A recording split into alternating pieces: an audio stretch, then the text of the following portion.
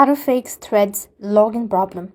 In order to fix Threads login problem, you could primarily ensure you're connected or you're using a correct Instagram credentials, as Threads rely on them. So you want to install Threads app onto your device. Now I'm just going to quickly log out of these accounts so that I can show you the procedure. Now let's see, this is how it's going to work. So you could simply go ahead and select one of these accounts.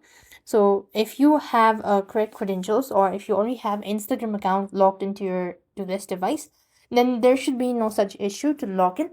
And if the issue still persists on, if nothing works out, try restarting the app. That means completely close, and you could also go to settings, locate apps from the list, and go to thread section. Here you could force stop the app as well as clear your cache and storage. Once again, you could simply go ahead and try logging in, see whether that fixes your issue or not. If nothing works out, or if you cannot log in, you could use forgot password option on the login screen to reset your credential by email or phone number as well. So these are a couple things you could try to fix Threads login problem.